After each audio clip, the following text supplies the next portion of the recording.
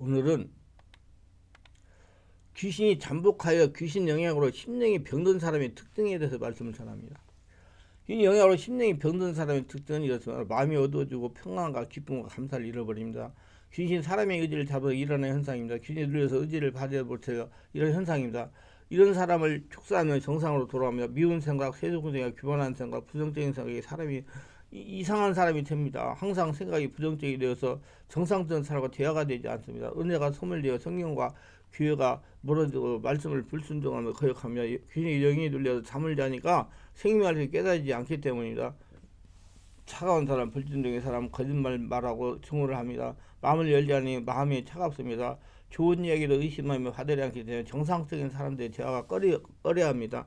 양심이 마귀의 화인을 맞아 죄책을 느끼지 못합니다. 그래서 인간은 상상하지 못하는 범죄를 저지릅니다. 오줌이 일어난 유아 성폭행력을 들 수가 있습니다.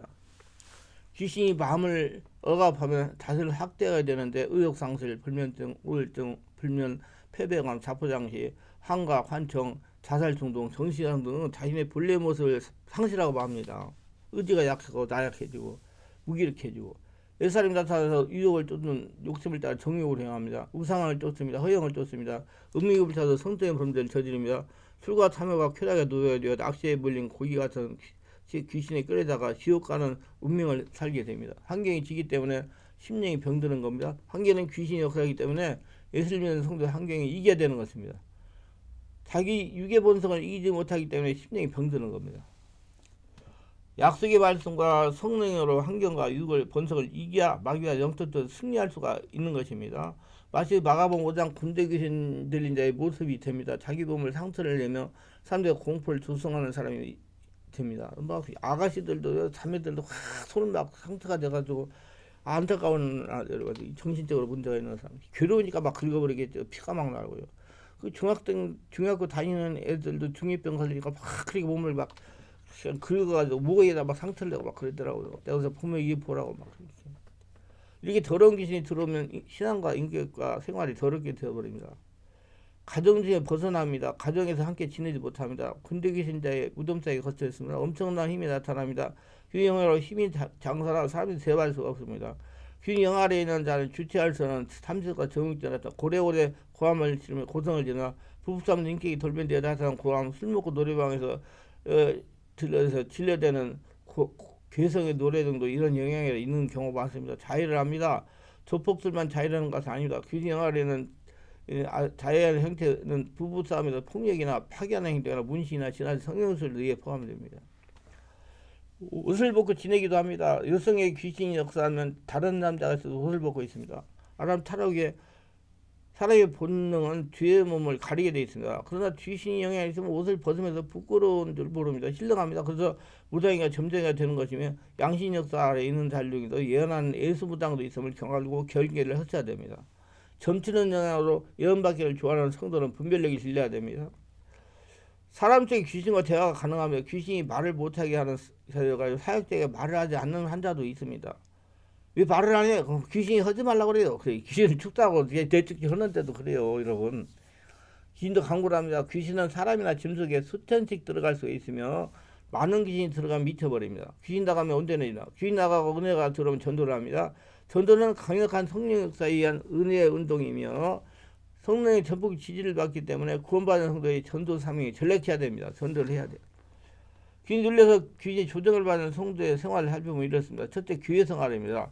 외모에 신경을 많이 쓰고 짙은 화장과 시선을 끌만한 옷을 입습니다. 무엇인지 교회 직분을 맡으려고 하는데 진정한 봉사가 아닌 자기 자랑거리로 직분을 다함합니다. 봉사는 성도를 해야 됩니다. 온갖 기도에는 모두 참석하여 깊은 영위를 하지 않고 눈을 뜨고 고개를 들며 기도하는 사람들의 모습을 살핍니다. 그거 자꾸 다른 사람에게 시비를 걸어요. 말이 갑자기 애교스러워지고 상냥히 건드려지게 말을 하면 남자는 여자를 홀리를 쳐다봅니다. 남녀 성교회나 각종 회의시 가게를 따르지 않고 자기 의견을 덧붙입니다. 자기 의견이 무시할 때 갑자기 직분이나 사경을 무시하려고 합니다.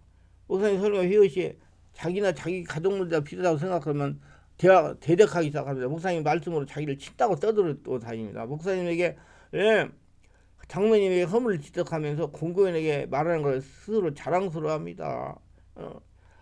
성령 세례받고 성령 충만을 받아 항상 성령을 기도하는 사람과 눈을 받지 못합니다. 교회 안에서 만나고 어울리는 사람이 보기 좋습니다.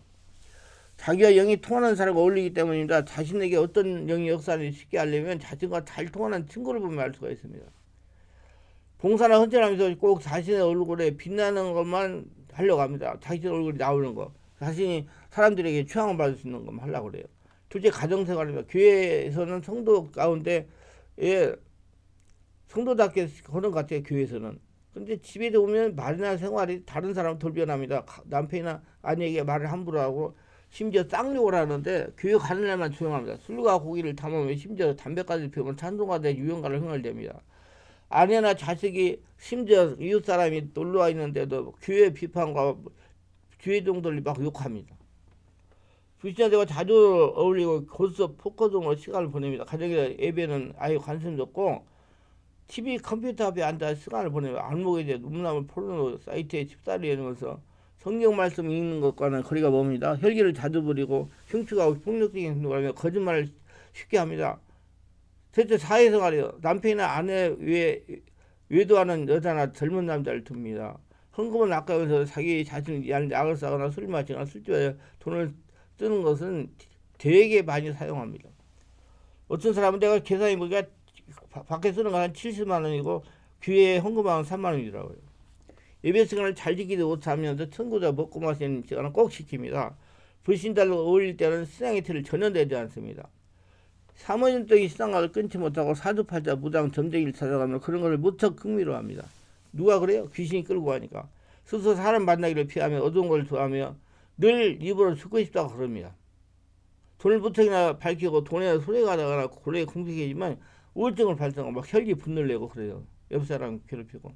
우리 모두 이런 것들을 잘 분별해가지고 자기를 잘 선정하고 성령 역사를 장악해야 한나라 되셔가지고 하나님 축복을 담으라 거둬들이시기 바랍니다. 기도합니다. 오늘도 저희 설교를 끝까지 들어보는 축복하셔서 특별히 구독, 좋아요, 알람 설정 후원하신 분들, 공유하신 분들을 축복하시고 기억하시고 성령으로 영화를 열어 영적 세계도 알고 더러운 영으로 자신을 보호하며 귀인을 쫓아내며 하나님의 나라 군사가 되어 평생 하나님과 동행하며 하나님의 살아계신 성적으로 살아가며 하나님의 축복을 거둬들이며 살아가옵소서.